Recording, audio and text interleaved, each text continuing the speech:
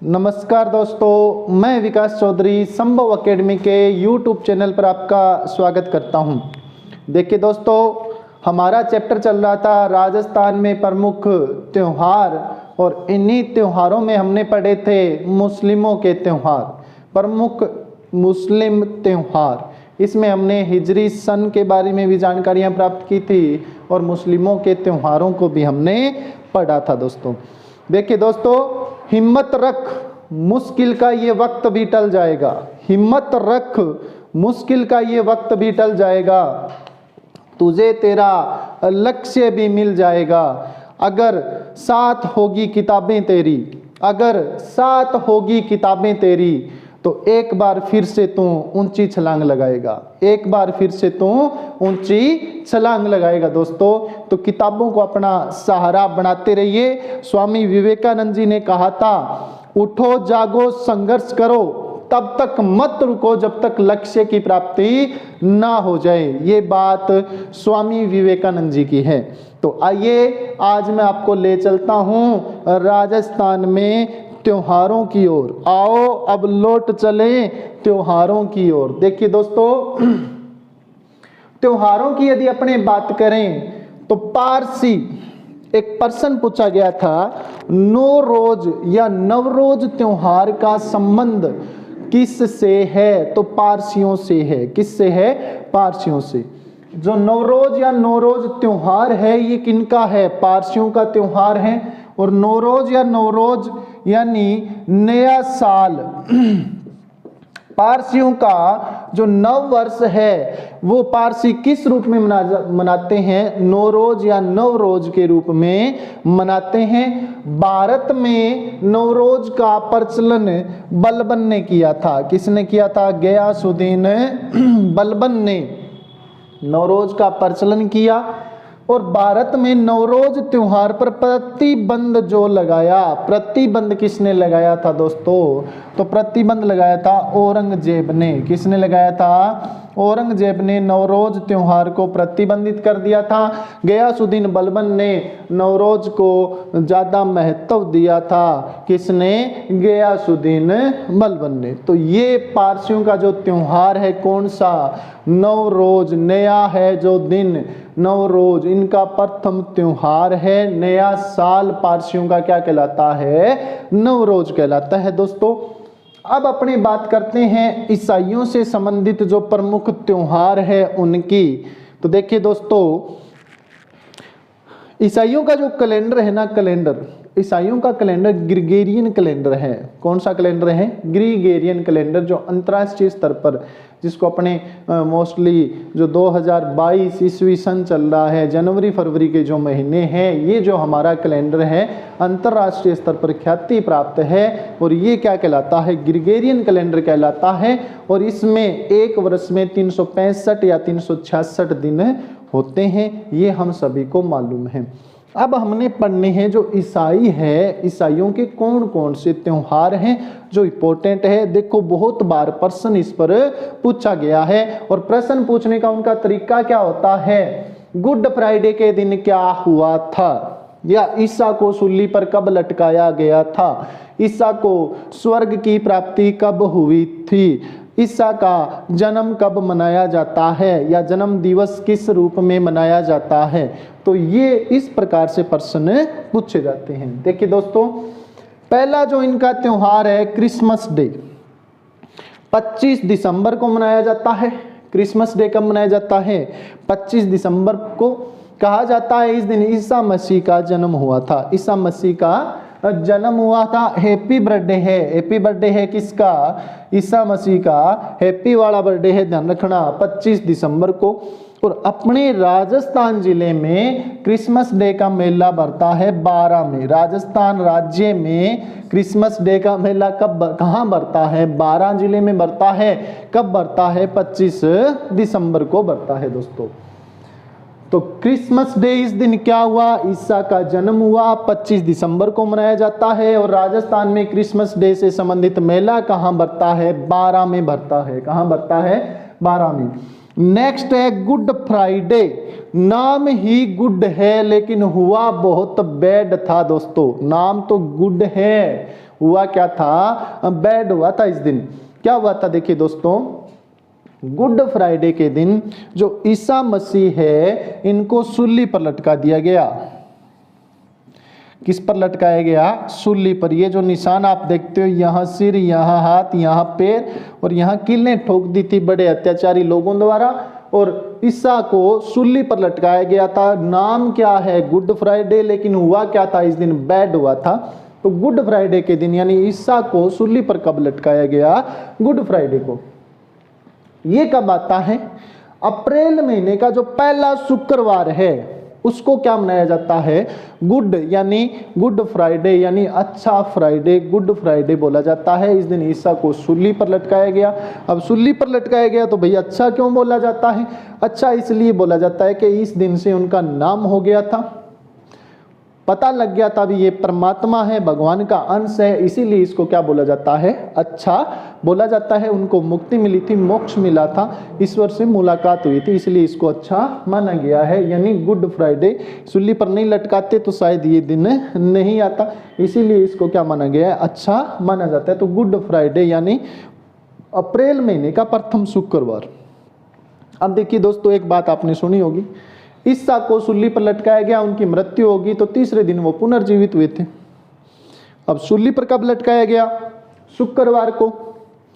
तीसरे दिन यानी एक दिन शुक्रवार का, दूसरा शनिवार का और तीसरा संडे का। तीसरा कौन सा हो गया, संडे का। इस दिन वो पुनर्जीवित हुए थे, आए थे, अपने जो सहयोगी है उनसे मिलने, अपने अनुयायियों से मिलने आए थे, और जिन लोगों ने उनको सूली पर लटकाया उनको माफ कर दिया था। तो 3 दिन बाद यानी गुड फ्राइडे के तीसरे दिन, 2 दिन बाद या तीसरे दिन क्या आता है, ईस्टर आता है। यानी शुक्रवार, शनिवार और संडे, यानी शुक्रवार के बाद वाला पहला रविवार, शुक्रवार के बाद वाला पहला रविवार, यानी शुक्रवार के तीसरे दिन पुनर्जीवित हुए तो रविवार को हुए, तो पहला जो गुड फ्राइडे के बाद वाला पहला रविवार आएगा, यानी अप्रैल महीने का जो गुड फ्राइडे के प्रथम शुक्रवार के बाद वाला जो रविवार आएगा उसको क्या मनाया जाता है, ईस्टर मनाया जाता है। और इस दिन क्या हुए थे, ईसा मसीह पुनः जीवित हुए थे, पुनः क्या हुए थे, जीवित हुए थे। दोस्तों याद रखना। फिर नेक्स्ट त्योहार आता है इनका अनसेंस डे, नॉनसेंस नहीं है, अनसेंस डे है। और अनसेंस डे के दिन ईसा मसीह को स्वर्ग की प्राप्ति होगी थी। किसकी प्राप्ति होगी थी, स्वर्ग की प्राप्ति होगी थी, ये ध्यान रखना दोस्तों। तो देखिए क्रिसमस डे 25 दिसंबर को, इस दिन क्या हुआ था, ईसा मसीह का जन्म हुआ था। क्रिसमस डे का मेला राजस्थान में 12 जिले में बढ़ता है। कहाँ बढ़ता है, 12 जिले में। गुड फ्राइडे अप्रैल महीने का प्रथम शुक्रवार, और इस दिन ईसा मसीह को सूली पर लटकाया गया था। तीसरे दिन पुनर्जीवित हुए, यानी शुक्रवार का तीसरा दिन, शुक्रवार, शनिवार और रविवार, यानी अप्रैल के प्रथम शुक्रवार के बाद वाला रविवार, उस दिन क्या मनाया जाता है, ईस्टर। इस दिन ईसा मसीह क्या हुए थे, पुनः जीवित हुए थे, अपने अनुयायियों से मिलने आए थे, तो इसे ईस्टर का रविवार भी कहते हैं। अनसेंस डे, इस दिन ईसा मसीह को स्वर्ग की प्राप्ति हो गई थी। तो ये ईसाइयों से संबंधित मुख्य 4 त्योहार हैं जिन पर प्रश्न पूछ लिए जाते हैं। पारसियों का त्योहार कौन सा है, नवरोज। जेल प्रेरी में ये प्रश्न पूछा भी गया था। नवरोज पर प्रतिबंध किसने लगाया, औरंगजेब ने। नवरोज की शुरुआत किसने की, बलबन ने की थी। किसने की थी, बलबन ने। और जो मोहर्रम त्योहार है ना, मोहर्रम मुस्लिमों का है, उस पर भी प्रतिबंध किसने लगाया था, औरंगजेब ने लगाया था, क्योंकि औरंगजेब सुन्नी है और जो मोहर्रम त्योहार है वो शिया लोग ज़्यादा मनाते हैं, इसीलिए। तो ये पारसियों के और ईसाइयों के त्योहार कंप्लीट हो जाते हैं दोस्तों। नेक्स्ट अपने जो पढ़ेंगे वो पढ़ेंगे सिखों के प्रमुख त्योहार। अब देखिए दोस्तों, जिस प्रकार हिंदू धर्म में कैलेंडर है विक्रमी संवत और शक संवत कहलाता है, उसी प्रकार ग्रिगोरियन कैलेंडर भी है। तो सिखों का जो कैलेंडर है वो नानक शाही कैलेंडर के नाम से जाना जाता है। तो अपने नेक्स्ट पढ़ेंगे सिखों के त्योहार। तो सिखों का जो कैलेंडर है या इनका जो पंचांग आप कह सकते हो, कैलेंडर किस नाम से जाना जाता है, नानक शाही। सिखों का कैलेंडर क्या कहलाता है? नानकशाही। और इसमें भी 12 महीने ही होते हैं। जिस प्रकार चैत्र वैशाख है उसी प्रकार के महीने इसी में भी प्रचलन में है। नानकशाही कैलेंडर में भी चैत्र वैशाख है। जैसे अपने काती बोलते हैं कार्तिक, तो ये बोलते हैं कत्ता। क्या बोलते हैं? कत्ता। तो सिखों का कैलेंडर क्या कहलाएगा? नानकशाही। अब इनका सिखों का जो महत्वपूर्ण त्योहार है, नंबर 1 लिखना। पहला आएगा गुरु नानक जयंती। गुरु नानक जयंती। तो गुरु नानक जी का जन्मोत्सव जो मनाया जाता है या इनकी जयंती मनाई जाती है, ये कब मनाई जाती है जी? कार्तिक पूर्णिमा को। कब मनाई जाती है? कार्तिक पूर्णिमा को मनाई जाती है। इस दिन कार्तिक पूर्णिमा को गुरु नानक जयंती मनाई जाती है। और कार्तिक पूर्णिमा को ही राजस्थान में सावा मेला है, जो सिखों का सबसे बड़ा मेला है। सावा मेला चूरू जिले में बढ़ता है। चूरू के सावा में बढ़ता है गुरु नानक जयंती कार्तिक पूर्णिमा को। दूसरा बड़ा जो त्योहार आता है गुरु नानक जयंती के बाद में, लोहड़ी। और लोहड़ी का त्योहार कब मनाया जाता है? ये मनाया जाता है जी 13 जनवरी को। कब मनाया जाता है? 13 जनवरी को लोहड़ी का त्योहार मनाया जाता है। इस दिन सूर्य दक्षिणायन से उत्तरायण होने लगता है, यानी दक्षिणी ध्रुव से उत्तरी ध्रुव की तरफ गति करना प्रारंभ कर देता है। तो ये कौन सा त्योहार है? लोहड़ी का त्योहार कब मनाया जाता है? 13 जनवरी को।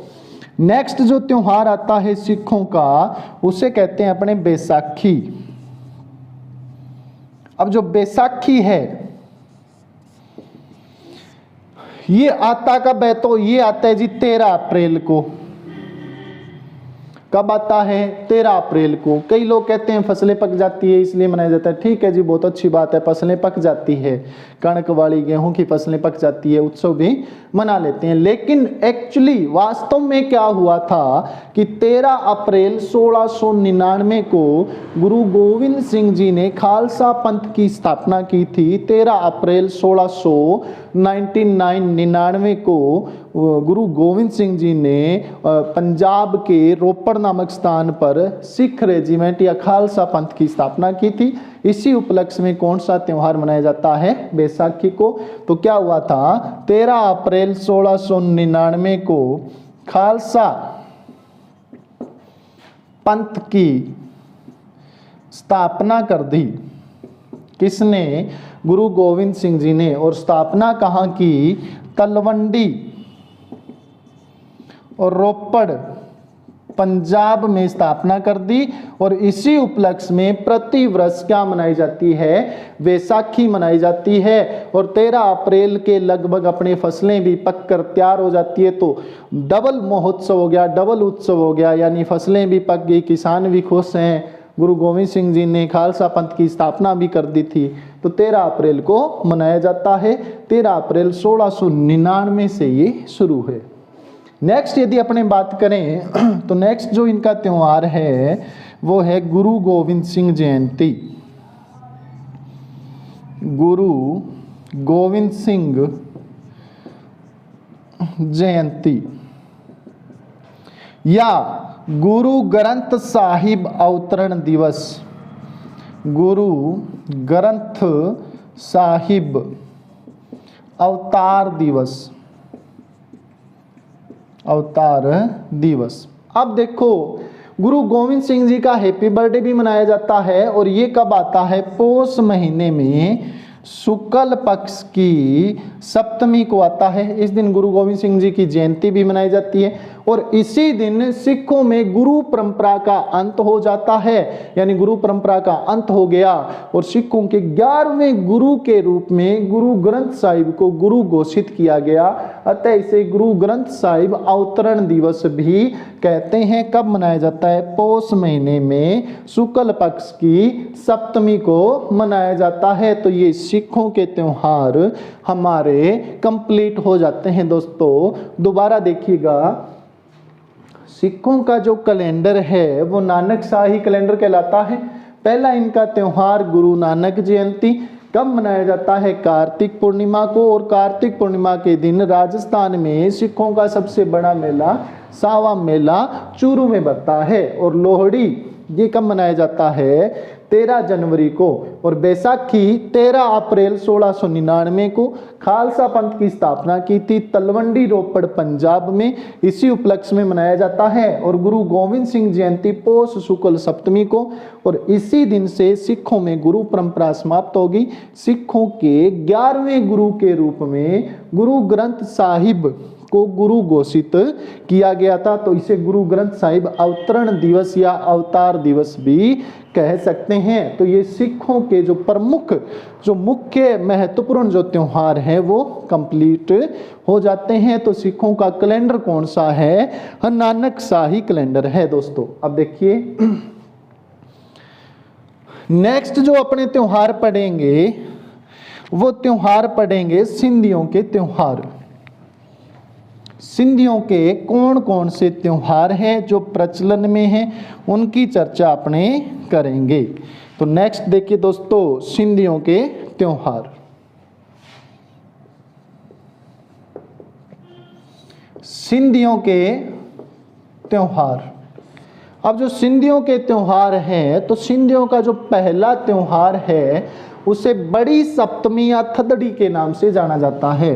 प्रथम त्योहार क्या कहलाएगा? थदड़ी। थदड़ी कहलाएगा दोस्तों या बड़ी सप्तमी।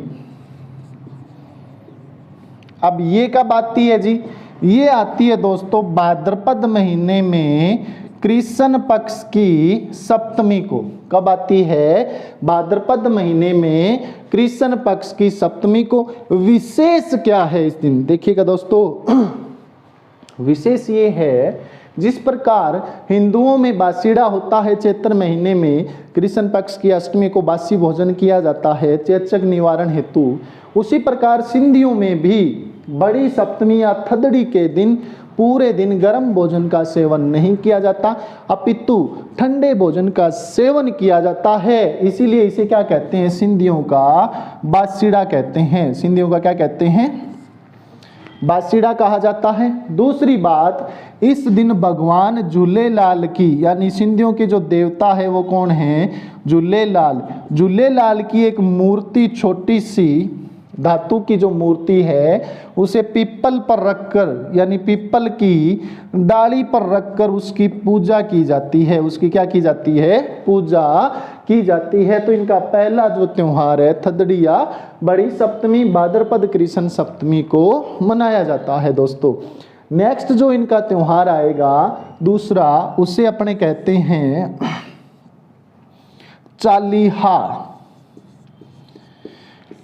अब देखो सिंधी लोग सह को है बोलते हैं तो ये आप 40 हो गया यानी 40 दिनों का समूह है। सह को क्या बोलेंगे? है। तो चालीहा महोत्सव या चालीहा उत्सव इसको बोल सकते हो आप दोस्तों। तो चालीहा उत्सव क्या है? देखना दोस्तों जो सिंध प्रांत है जहाँ सिंधी लोग रहते थे तो सिंध प्रांत में ये मानो सिंध प्रांत है। सिंध प्रांत में एक नगर था जिसका नाम था ठट्टा। खट्टा नहीं है, क्या है? ठट्टा नगर है। और ठट्टा नगर का एक अत्याचारी बड़ा ही जुल्मी नायक नहीं खलनायक हूं मैं तो बड़ा ही जुल्मी जो शासक था वो था मृगशाह। कौन था? मृगशाह। और मृगशाह के अत्याचारों से सिंध की जनता है वो बहुत ज्यादा परेशान थी। तो सिंध वासियों ने क्या किया? लगातार 40 दिन तक, कितने दिन तक दोस्तों?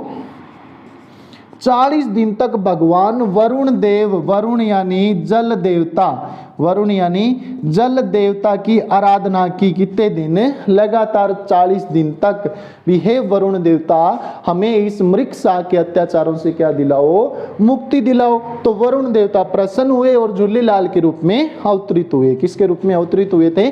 झूलेलाल के रूप में अवतरित हुए थे। तो 40 दिन भगवान वरुण देव की ये आज भी क्या करते हैं? आराधना करते हैं। और ये 40 दिन है कौन कौन से?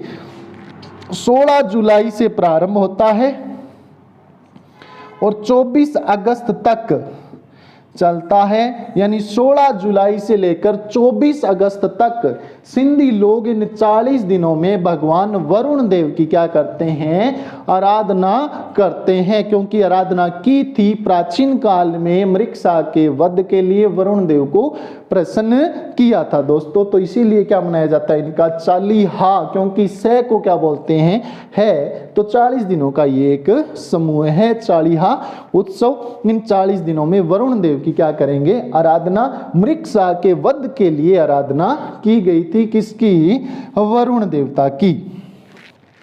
अब देखिए दोस्तों, वरुण देवता प्रसन्न हुए, जल देवता प्रसन्न हुए, तो जल देवता ने झूलेलाल के रूप में अवतार लिया, और जो झूलेलाल का जन्मोत्सव है वो मनाया जाता है चेटी चंड के रूप में। किसके रूप में, चेटी चंड उत्सव कहते हैं इसे। अब चेटी चंड उत्सव क्या है दोस्तों, कब मनाया जाता है, इस दिन वरुण देवता झूलेलाल के रूप में मत्स्य अवतार लिया था, झूलेलाल का अवतार हुआ था, और झूलेलाल के रूप में जन्म लिया था, चेटी चंड के रूप में इसे मनाया जाता है। चेटी चंड कब से लेकर कब तक, चैत्र महीने में कृष्ण पक्ष की एकम से शुरू होकर और चतुर्थी तक चलता है। चैत्र महीने में शुक्ल पक्ष में, शुक्ल पक्ष की एकम से लेकर चतुर्थी तक 4 दिन तक चेटी चंड उत्सव मनाया जाता है।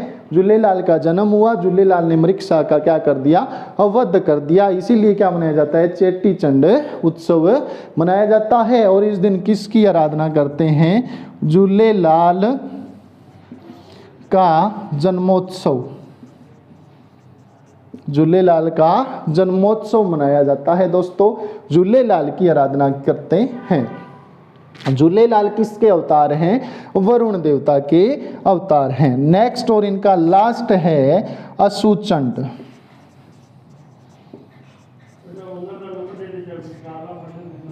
कौन सा है, अशुचंड। अशुचंड कब मनाया जाता है दोस्तों, यानी इस दिन झूलेलाल जी अपने सारे क्रियाकलाप करके अंतर ध्यान हो गए थे, मिस्टर इंडिया बन गए थे कि मैं अब यहाँ पृथ्वी पर नहीं रहूँगा, मेरे काम कंप्लीट हो गए, मैं अपने घर जाऊँगा।